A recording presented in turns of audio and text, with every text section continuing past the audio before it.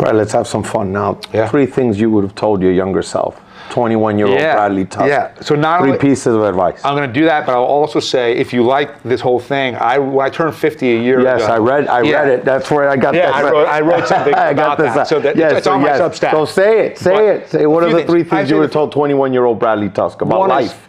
It's up and down. Right? Like, I think what we all want to think Peaks and valleys. Yeah, once I get this settled and that settled, everything's going to be clear. It's just not the way it goes, right? Like, things go really well, then things don't. And like, you have to be able to just sort of recognize that and kind of surf the waves of it, because, we would all like it to be easy all the time, but that's just not reality, right? So that's number 1. Number 2, I would say, only 2 things really determine human happiness overall, assuming you're healthy, assuming you aren't homeless or anything like that, which is relationships and fulfillment.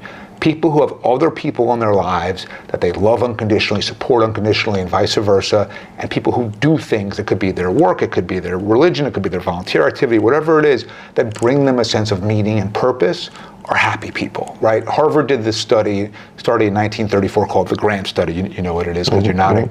And what they did was really interesting. They took a group of sophomore men, they took a group of working class young men in Boston and said, we just want to know what makes people happy. And they studied them their entire lives. And what they concluded effectively was, like, the guy who in the book was the happiest was a Harvard graduate who became a public school teacher in Vermont because his job gave him a real sense of fulfillment, and he had a great relationship with his family, and the kids loved him and everything else.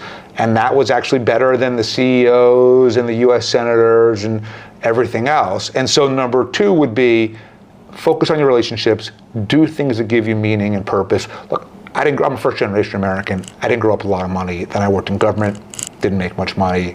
And then I got lucky because when I worked for Uber, they couldn't afford my fee, so I took stock, and that became Uber. Yes. So then I made a lot of money, and I like having money, right? My Mets tickets are fantastic. My Knicks tickets are pretty good, too. So, like, it's better than not having it. But at the end of the day, the stuff that really makes me happy, I've noticed, is either being with people that I love and care about, or doing things that to me feel meaningful. So I'll give you an example. Yesterday, 2 things happened. 1, it's a small thing, but I often pick a New York City issue and just try to influence it.